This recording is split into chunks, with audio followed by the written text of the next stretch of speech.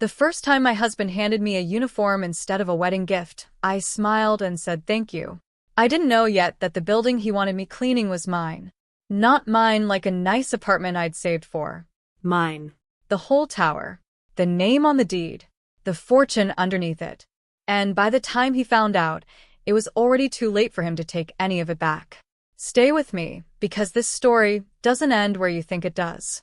And if stories like this one keep you up at night wondering how people fool themselves for so long, do me a favor. Hit subscribe, drop a like, and share it with someone who needs a reminder that being underestimated is not the same as being powerless. My name is Adeline Cross. 3 years ago, I was folding towels in a supply closet on the 14th floor of the Verado Grand, the crown jewel of a hotel empire called Solace Hospitality Group. My husband's family ran that empire. I wore a gray polyester uniform with my hair pinned back, so tightly it gave me headaches by noon. My name tag said Ada, because my mother-in-law decided Adeline sounded, in her words, a little too much like the woman who used to own this place. She had no idea how right and how wrong she was at the same time. To understand how I ended up scrubbing marble floors in a hotel I would later learn belonged to me, you have to go back further. Not to the wedding. Not even to the day I met my husband.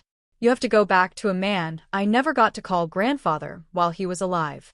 His name was Desmond Wickham Cross, and he built an empire out of a single roadside motel in a town most maps don't bother to label. I grew up hearing his name in fragments, the way you hear thunder before you understand there's a storm. My mother rarely spoke of him. When she did, her voice went quiet, careful, like she was handling something breakable. All I really knew was that my mother had once been part of a wealthy family, that something had broken beyond repair between her and her father, and that she'd walked away from all of it before I was even born. She raised me on a teacher's salary in a 2-bedroom rental, and she was proud of that. She wanted me to build something with my own hands, not inherit someone else's mess. So when I met Julian Solis at 26, in a coffee shop 2 blocks from the accounting firm where I worked entry-level reconciliation reports, I wasn't thinking about empires or inheritances. I was thinking about how he laughed at my terrible jokes like they were actually funny, and how he remembered the name of my childhood dog after I mentioned it exactly once. Julian was, on paper, everything a modest woman is warned to be careful around. His family owned Solace Hospitality Group, 41 luxury properties across 3 continents, a name synonymous with old money and older manners. But in those early months, none of that seemed to matter to him. He drove a normal car. He wore the same 3 sweaters on rotation. He told me on our 4th date that he didn't want one of those women who only sees the name on the building. He wanted someone real. I believed him completely. That was my first mistake, though I wouldn't understand it as a mistake until much, much later. Because wanting someone real and wanting someone who would never challenge you for power are not always the same desire, even when they sound identical coming out of the same mouth. We married quietly, at his mother's insistence, in a small private ceremony that made the society pages anyway. Vivian Solis, my new mother-in-law, greeted me at the reception with a hug that felt like it had been measured out with a ruler. "Welcome to the family, dear," she said, and then, almost as an afterthought, "We'll find something useful for you to do around here." I thought she meant a charity board. I thought wrong. For the first 8 months of our marriage, life was almost normal. Julian and I lived in a modest condo he'd kept from before we met, separate from the family compound, and I kept my accounting job. I told myself the Solace Empire was his family's business, not mine, and that I was fine building my own small, steady life beside it rather than inside it. Then the recession hit the mid-tier hospitality sector, and my accounting firm let go of 40% of its staff. I was one of them. I remember sitting on our kitchen floor with the termination letter in my hands, terrified of what would happen next, and Julian kneeling down beside me with an answer that seemed, at the time, like a gift. "Come work with us," he said. "Just until you find something else. My mother's been looking for reliable staff at the Verado. You'll get full benefits. It's temporary." I should have asked what kind of staff. I didn't. I was scared and grateful and in love, and those 3 things together make people agree to almost anything. What I discovered on my very first day was that reliable staff meant housekeeping. not management, not the front office, where a woman with my accounting background might have made sense. Housekeeping, on the guest floors, alongside 22 other women who had no idea I was married to the family that owned the building they cleaned every single day. I asked Julian about it that night, gently, expecting an explanation that would make it make sense. Instead, he told me it was better this way. If people know you're my wife, he said, they'll treat you differently. This way you get to learn the business from the ground up, like I did. It sounded almost noble, the way he said it. It would take me nearly 2 years to understand that he had never once, in his entire life, pushed a housekeeping cart down a hallway or scrubbed a bathtub on his knees. The ground floor he claimed to have learned from was an executive training program with a corner office and a mentor. Mine was a supply closet and a woman named Marisol who taught me, on my first shift, how to fold a fitted sheet into a perfect hospital corner in under 90 seconds. I want to pause here and tell you something important because it matters for everything that comes after. I was not ashamed of the work itself. Cleaning is honest labor, and the women I worked beside for the next 2 years became some of the fiercest, funniest, most loyal people I have ever known. What I was ashamed of, slowly, quietly, over months, was the lie underneath it. The way Julian introduced me at family functions as helping out with operations, instead of saying the truth. The way Vivian would walk past me in the hallway at the Verado without a flicker of recognition, because to her, a maid was furniture that happened to move. The way my own husband began gradually to speak to me the same way. By the end of the first year, something in our marriage had shifted in a direction I couldn't quite name yet, but could absolutely feel. Julian started coming home later. He started correcting the way I set the table, the way I dressed for family dinners, the way I spoke in front of his colleagues. Small corrections at first. The kind you can convince yourself don't mean anything. But small corrections, repeated enough times, become a cage built one bar at a time, and you don't notice you're inside it until you try to reach through the space where a door used to be. Here's the detail that should have told me everything, months before it finally did. Every year, on the second Friday of October, Solace Hospitality Group held what they called Founders Week, a company-wide celebration of Desmond Whitcomb Cross's original motel, the one that started it all. There were framed photographs of him in every property lobby. There was a black and white portrait of him hanging directly outside the Verado's grand ballroom, the same portrait I dusted with a microfiber cloth every single Thursday for 2 years without ever once looking closely enough to recognize my own grandfather's face. That's not a metaphor. That's exactly what happened. I dusted a photograph of the man whose name would eventually unlock my entire life, and I never once made the connection, because my mother had changed our last name legally after the falling out, and because grief, when it's inherited instead of lived, doesn't come with a family album to compare faces against. The unraveling began on an ordinary Tuesday, the kind of day nobody remembers until it becomes the day everything changed. I was refilling a housekeeping cart on the 14th floor when I overheard 2 members of the executive team speaking in hushed, tense voices near the service elevator. One of them, a senior director named Prescott Hale, was holding a thick folder marked Confidential, Trust Transition. They're saying the missing beneficiary clause finally cleared probate, he said. If legal can't locate her in 90 days, the entire holding company reverts to the alternate trustee. The other executive, a woman I didn't recognize, lowered her voice further. Do we even know if she's alive? It's been, 26 years since the falling out. I remember freezing behind that housekeeping cart, not because I understood what they meant, but because something in the words missing beneficiary made the hair on my arm stand up, the way your body sometimes knows something your mind hasn't caught up to yet. I told myself it was just corporate gossip, the kind that floats through every large company. I pushed the cart to the next room and finished my shift and said nothing to anyone, including Julian. But that night, I couldn't sleep. I lay in bed running the phrase over and over. Missing beneficiary. Alternate trustee. 26 years. My mother had walked away from her father's world exactly 26 years before I was born into this uniform. The math sat in my chest like a stone I couldn't put down. I didn't do anything reckless. I didn't confront anyone. I did what I'd always done when something frightened me, which was to become quietly, methodically thorough. Over the following weeks, in the small gaps between shifts, I started paying closer attention to the things I'd walked past 1,000 times without truly seeing. The framed portrait outside the ballroom, the engraved plaque in the lobby honoring founder Desmond W. Cross, 1948 to the present legacy. The way older employees, the ones who'd been with the company for decades, sometimes stopped in front of that photograph like they were paying respects at a grave. One afternoon, an older bellman named Otis, who had worked at the Verado since it first opened its doors, caught me staring at the portrait longer than usual. "You know," he said quietly, "the old man had a daughter.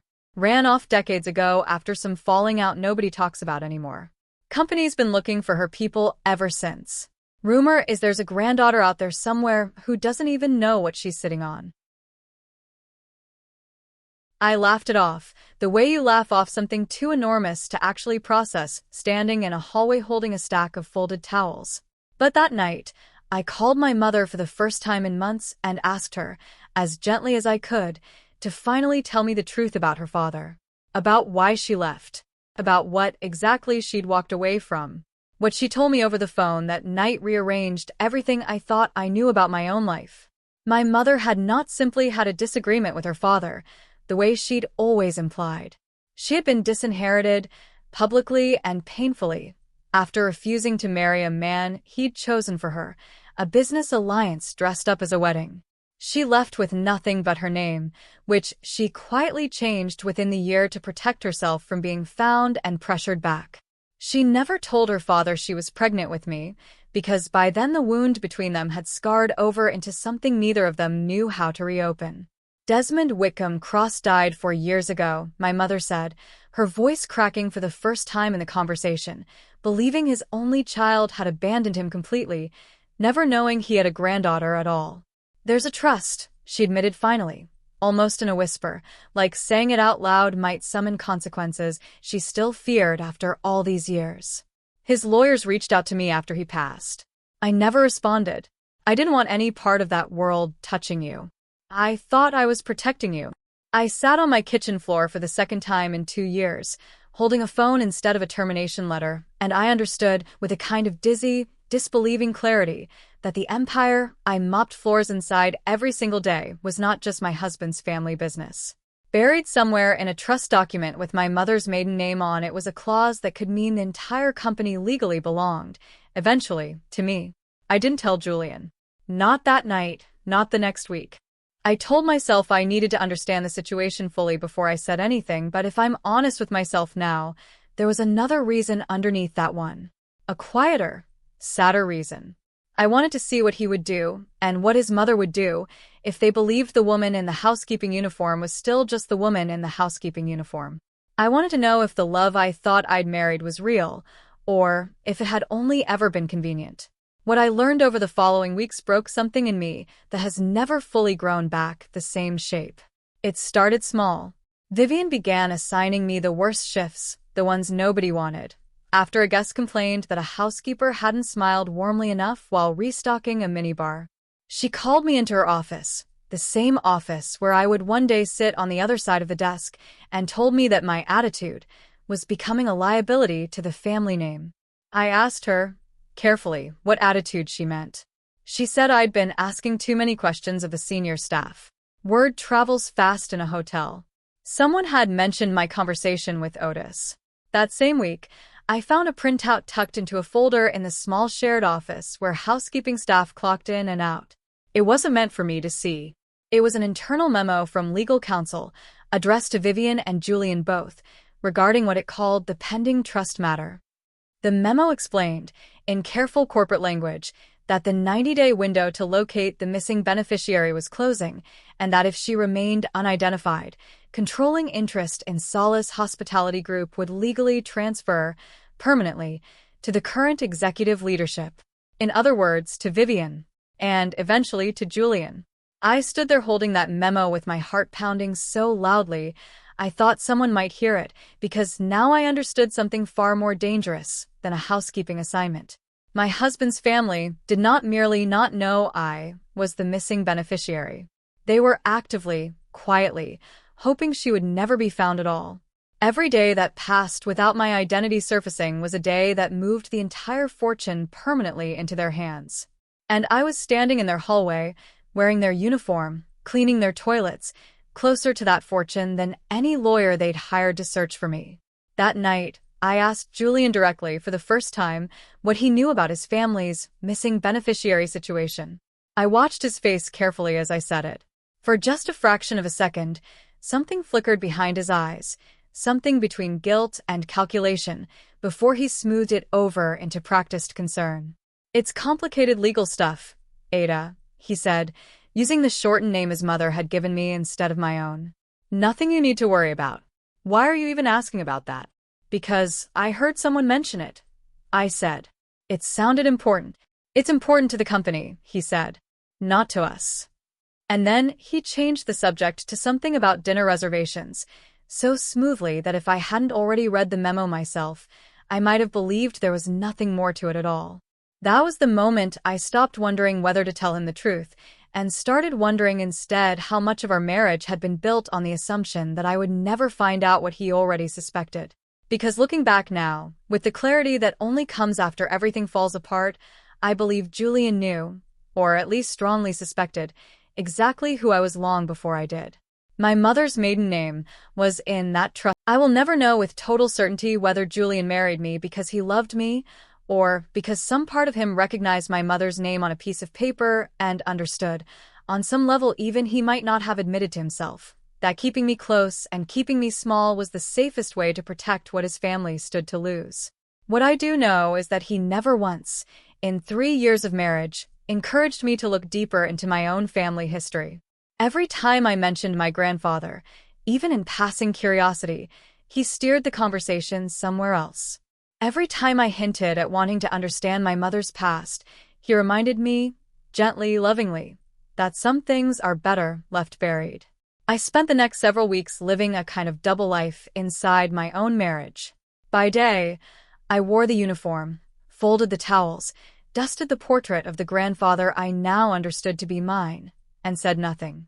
By night, I quietly gathered everything I could. My mother, once she understood what was actually at stake, finally agreed to help me. She dug an old fireproof box out of a closet she hadn't opened in over a decade, and inside it, wrapped in a faded pillowcase, were the original documents her own lawyer had drawn up decades earlier. Her birth certificate, a sealed letter from Desmond, unopened for over 20 years, that she finally read aloud to me over the phone with her voice shaking the entire time. And most important of all, a certified copy of the original trust, naming her, and in the event of her death or continued absence, her direct descendants, as the rightful successor beneficiaries of the entire Cross family holding company, the parent entity that legally owned every share of Solace Hospitality Group.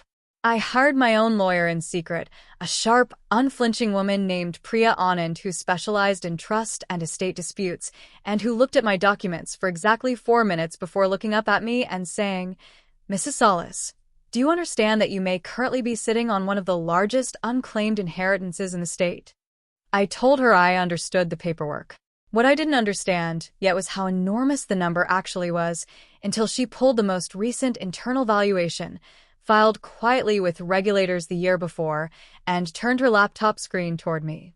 The current market valuation of Solace Hospitality Group, real estate holdings, brand licensing, and international expansion projects included, was $487 billion. Within the year, projected growth from 3 properties already under construction in Southeast Asia would push that number past $500 billion. I sat in Priya's office with a printed valuation report in my lap, still wearing my housekeeping name tag because I'd come straight from a shift, and I laughed.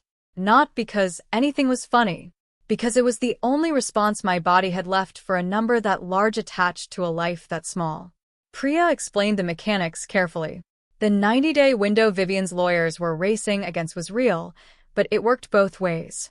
If I could establish my identity as the legitimate beneficiary before that window closed, the trust would transfer to me automatically, cleanly, with no room for the company's current leadership to contest it later. If I waited even one day past that deadline, Everything, the hotels, the land, the brand, the fortune, would pass permanently and irreversibly into Vivian and Julian's control, and I would have no legal claim left at all. We had 11 days remaining. I want to be honest about what I felt in those 11 days because it wasn't triumph, not yet. It was grief. I grieved a marriage I had believed in completely, watching it dissolve in my mind piece by piece as I re-examined every small cruelty, every careful redirection, every time Julian had called me Ada instead of my own name, in light of what I now understood.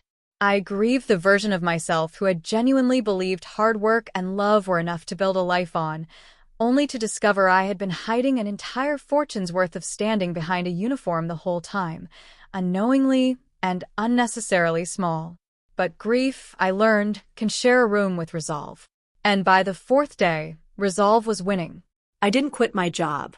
I want you to understand that because it matters.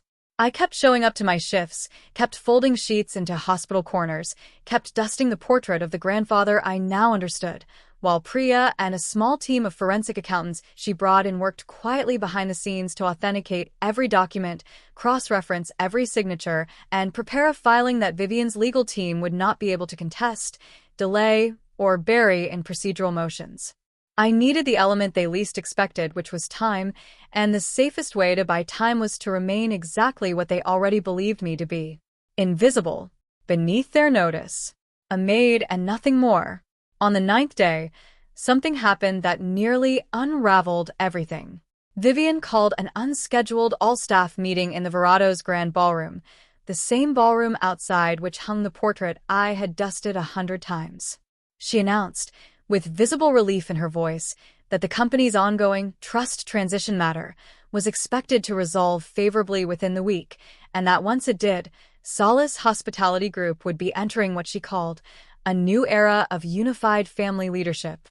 Julian stood beside her on the small raised platform, nodding along, his hand resting on his mother's shoulder in a gesture of practiced solidarity.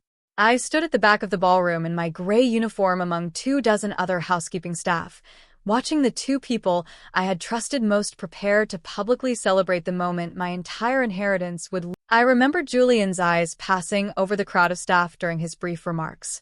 They landed on me for exactly 1 second, long enough that I felt it, not long enough that he saw anything. That night, I went home and, for the first time in 3 years of marriage, I did not cry. I called Priya instead and told her to file everything the moment it was ready. Not on the deadline. Not with a comfortable buffer of caution. As fast as legally possible. She filed on the 11th day, 4 hours before the deadline closed. What happened next unfolded faster than I could have predicted, and far more publicly than I had ever intended. Because the trust required, under the original terms Desmond had written decades earlier, that any successful claim by the missing beneficiary be formally announced to the company's full board of directors within 72 hours, to prevent exactly the kind of quiet internal power consolidation Vivian had been counting on. That meant a mandatory emergency board session. At the Verado. In the same grand ballroom where Vivian had stood 11 days earlier, promising everyone a new era of family leadership. I was asked to attend, formally, by name, for the first time since I'd started working there. Adeline Whitcomb Cross Solace. Not Ada. My name, in full, printed on an official board notice that was delivered to every director, every senior executive, and, because company policy required full transparency to staff representatives during a leadership transition, posted on the internal employee board as well. The same board where housekeeping staff checked their shift schedules every morning. I found out later that Marisol, the woman who had taught me to fold a fitted sheet on my very first day, was the one who read that notice out loud to the rest of the housekeeping team, because several of them couldn't quite believe what they were looking at. She told me afterward that the room went completely silent, and then someone asked, quietly, "Wait, is that our Ada?"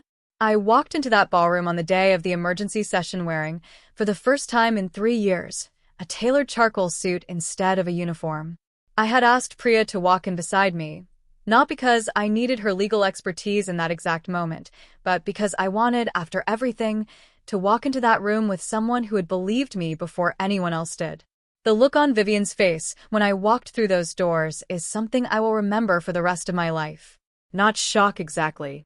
Something closer to the moment a person realizes the floor they've been standing on was never load-bearing at all.